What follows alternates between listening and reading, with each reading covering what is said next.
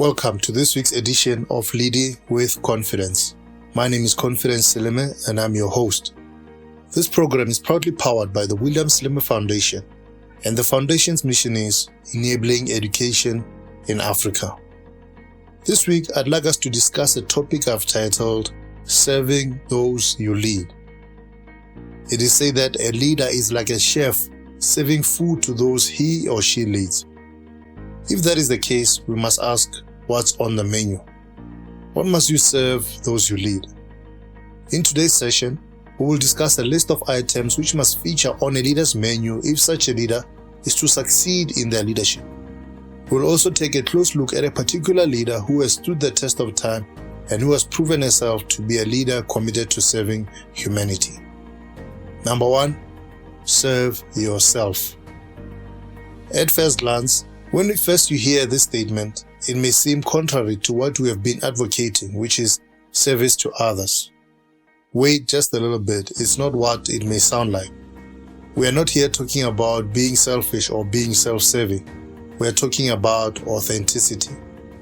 To truly enjoy your life and be a leader worthy to be called that, you must live in truth and authenticity. You must serve the best of yourself so that the world may be nourished and enriched because of what you came to deliver. A. Don't just serve yourself, serve the best of yourself. We all have different versions of ourselves and we get to decide which version to embody and allow to take shape within us. This version is the one that ultimately forms our character and identity. Who we become and the outcomes we produce is a result of the choices we make. There is a version of us who is committed to excellence, to living a meaningful life and becoming a person of true impact. This version of us wants to succeed and he or she takes action to ensure success. This version of us is proactive and hardworking, excels, and has a never say die attitude. Then there is a version of us who is half-committed, lazy, and a procrastinator. This version doesn't do what's necessary, doesn't go the extra mile or give effort to achieving their dreams. These two versions exist within all of us, and we have been given the power to decide which version to feed and give room and platform to. Many aspire to become the best versions of themselves, but sadly, they settle for second best or third best. Such people end up living below their capabilities. They have so much more to offer, but they haven't made the choice to believe more and do more so that they can become more.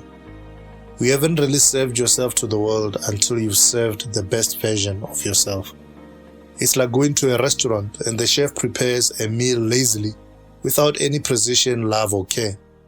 You can taste that he or she didn't do their best, that they didn't go the extra mile. You are unlikely to go back to that restaurant, and you definitely won't recommend it to your friends or family. There are some leaders who lead in a manner that clearly shows they are not aiming for excellence. Their attitude and behavior reflect negativity, and they infect their people with their negative thoughts and attitude. They serve not the best versions of themselves, but a watered-down, diluted, second-rate version. Such leaders often wonder why people aren't returning for more meals, but it's because that which the leader is serving isn't appetizing or nutritious. People stop following when they realize you aren't taking them anywhere worthwhile. Nobody wants to be on board a ship where the captain isn't committed to making sure that they arrive at the desired destination. If the leader is sleeping at the wheel and isn't willing to wake up, people will start looking for the lifeboats so that they can escape the pending disaster. Little investment yields little reward, so if you are half-hearted about your leadership, your results and outcomes will reflect the level of your investment. Ask yourself whether you have been serving the best of yourself or whether you've been showing us a mere shadow. What would happen if you decided to invest more into your leadership? What would transpire if you started learning more, growing more, being more interested and compassionate, and committing more towards developing your people? We want to see the you you've been hiding from us. We want to see the best version of who you are. B. Serving yourself means serving your gift to the world. Our mandate upon this earth is to serve ourselves to the world. It is to serve our gift and talents to the world. A life of selfishness is a limited life and it leads to limited impact. If all you want to do is add value to yourself and you don't have a motive of adding value to others, your life will be shallow and unfulfilling. It will lack true depth and real meaning because everything you'll be doing will have a self-centered motive to it. The type of leadership where the leader's thoughts and actions are all geared towards how he or she can personally benefit is a leadership that repels people rather than attract them. But when a leader decides that they want to use their gifts to serve humanity, they become attractive to the multitudes and they will become much more influential and impactful. When someone gives you a gift, it brings you joy. It lets you know that they care about you, that they thought about you enough to go to the extent of getting the gift and presenting it to you. We have been given gifts by our Creator, but the gifts we have are for the saving of others. We are given so that we may give. What gifts do you have? What talents have been bestowed upon you? Perhaps you are a brilliant administrator or organizer. Maybe you are able to make people laugh. Maybe you are a fantastic storyteller, or you are able to counsel people. Maybe you are gifted in the area of music, writing, or maybe you are awesome at sports. Whatever your gift is, you will unleash its full potential and elevate your leadership to the next level if you begin serving it and using it for the benefit of others. The wonderful thing about this is once you begin serving it to others, you'll begin seeing dimensions of it that you didn't see before. As you give more of it and you serve it with greater diligence, more of it will manifest and it will grow and develop. Serving your gift to others is also a gateway to attaining a greater level of not just influence, but affluence as well. Because you are adding value to others by serving your gift to them, you will attract greater levels of finances. Anything or anybody that adds value to people is valued by those who are recipients of that value. And because they value it, him or her, they will care about the well-being of that particular thing or person. For example, if there is a well that serves a particular community with clean, fresh water, the members of that community will make sure to protect that well, and they will take care of it so that it keeps serving them with what they need. Likewise, if a leader within a particular organization is talented and is able to win new clients through the use of their particular gifts and talents, such a leader will be greatly valued by the organization. They will be well compensated and taken care of by that particular organization. Value begets value. Serve your gift to the world and your influence and affluence will increase. See, serving yourself often means overcoming your past. Many potential leaders are held back by negative past experiences. They haven't been able to get past their pasts, and so they are unable to enter into the fullness of their futures. What are some of the things that were said about your abilities and your possibilities?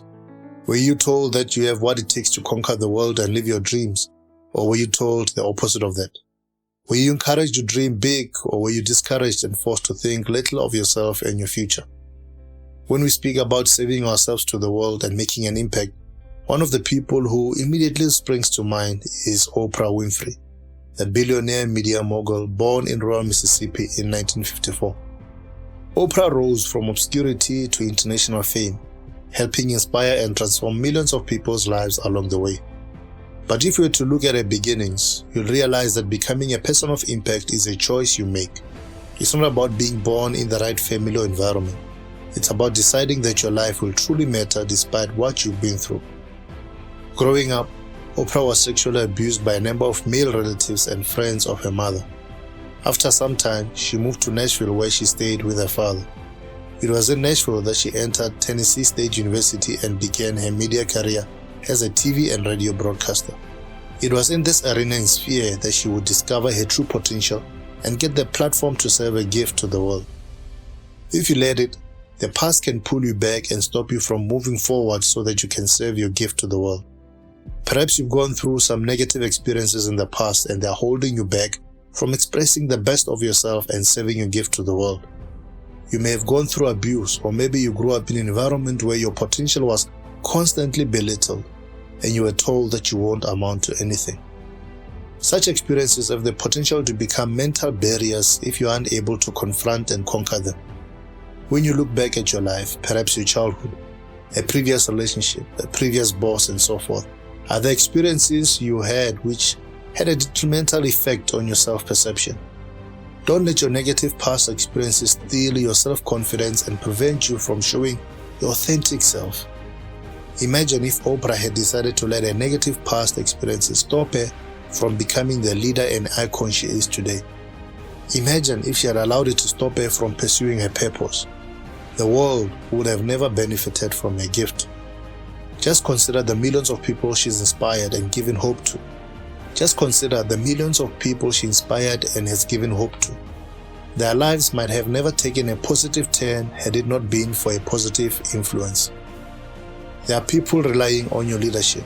There are individuals who are depending on you to heal so that you can go forward and do what you were created to do. By choosing to walk the journey, you will be carving a path for those who are coming after you, and because you have walked the journey, it will make their journeys much easier. Number 2, serve consistency. I believe that one of the main leadership attributes that has contributed to Oprah's success has been her consistency. This attitude has been especially visible in a consistent and undying desire to help other people. I'm not merely talking about their philanthropic work, no. Even her show is designed to help people who are going through turmoil in their lives. She is a light bearer, and she consistently uses her light to shine the way for others.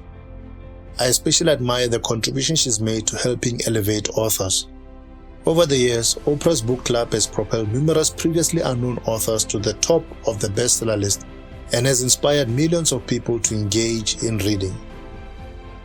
She has been a constant help to her guests, her viewers, and others whom she has impacted through her charitable work. When you have resources and platforms, use them to empower others who need it. You may not have an internationally syndicated show like Oprah Winfrey, but you do have resources you can use for the benefit of others. If you have no mission or intention of helping people realize their own greatness, then you can forget about becoming great yourself. You may become famous or rich, but greatness is reserved for those who wish to serve humanity. A. Consistency is about setting standards.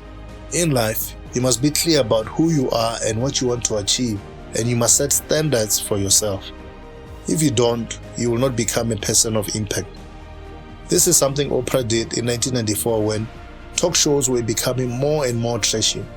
Instead of following that downward spiral, she pledged to keep a show free of tabloid topics, and that turned out to be one of the best decisions she made. If you have no standards, you will not stand. Many of the shows that went tabloid and trashy are no longer around today.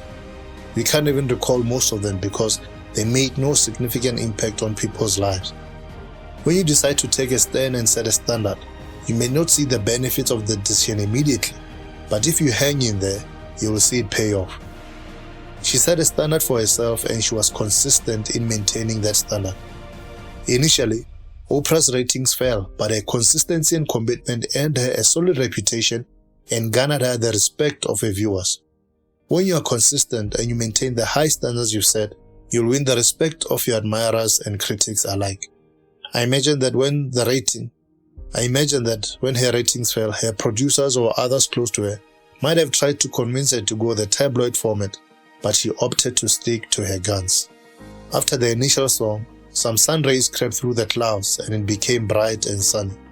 The Oprah Winfrey Show became widely popular, breaking records and boundaries and attracting audiences even beyond the American borders. B. Consistency proves commitment. This brings us to our next point, which is that consistency proves commitment. If someone says something today and tomorrow they've changed their tune, then you know that they are or were not committed to what they said. It is by consistent steps that one is able to reach their desired destination. If you take a step forward today and tomorrow you abandon the journey or venture into a different direction, it is doubtful whether you will reach where you want to reach. Without commitment to a cause, you will easily lose your course. You will not reach any place of significance because you have not stayed the course long enough to see any real results. The leader who consistently shows compassion towards those they lead proves that they are committed to uplifting and edifying their people. The leader who consistently communicates with their people shows that they are committed to connecting with those they lead. On the other hand, the leader who consistently belittles the people is communicating their commitment towards destroying the confidence of his or her people.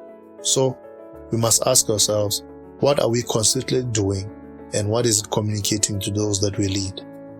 C. Consistency builds endurance. When you decide that you will be consistent in what you do, even when it's hard, then you will over time build endurance. When I think of the word endurance, I think in terms of a race. Marathon runners need to have endurance in order to finish their race. Your approach to building your life, to building your leadership, to building your business or career should be that of a marathon runner. And to be a successful marathon runner, you need to think long term. You have to pace yourself correctly. Endurance isn't built through chance. No, it is built through deliberate effort and intentional actions. It means doing the hard work in the dark when everyone is asleep and letting the results speak for themselves when the morning light appears. It means studying the great entrepreneurs, the great leaders, and practicing your craft.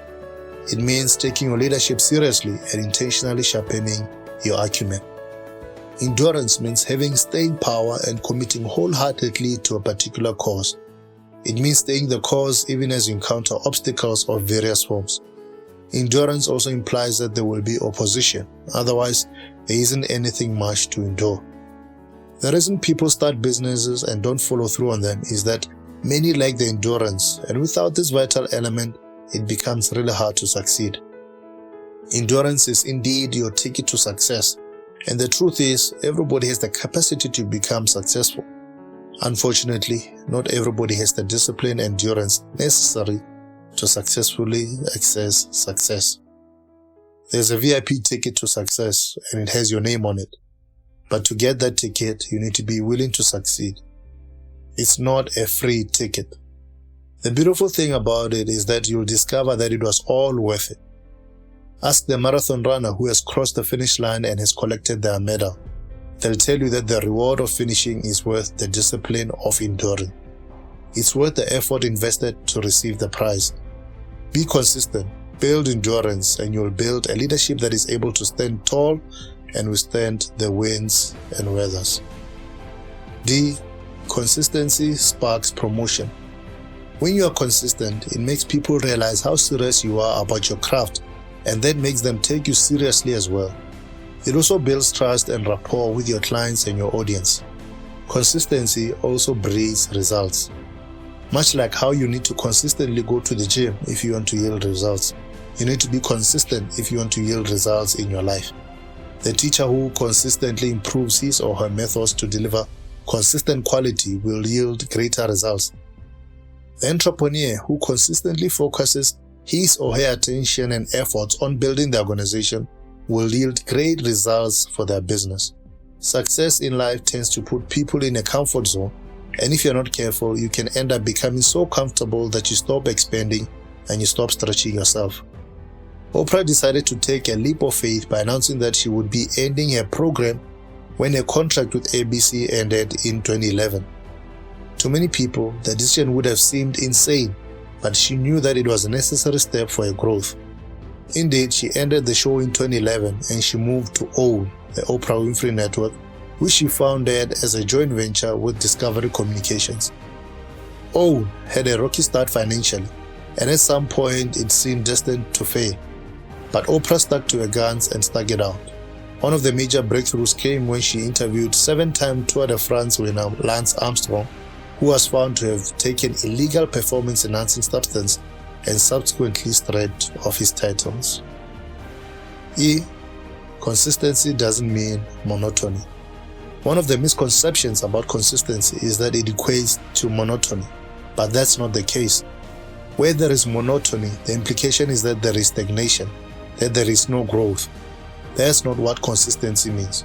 Consistency encourages growth. It doesn't stifle or limit it. Where there is monotony, there is boredom and constriction. Where there is consistency, there is steady and continued progress. Consistency is a trait that will help you and allow you to reach your next level. Although it was a TV show that elevated her to international relevance and status, Oprah has also been involved in many other projects and she's experienced a lot of success. For instance, she has starred in many prominent films including The Color Purple, Beloved, and The Butler.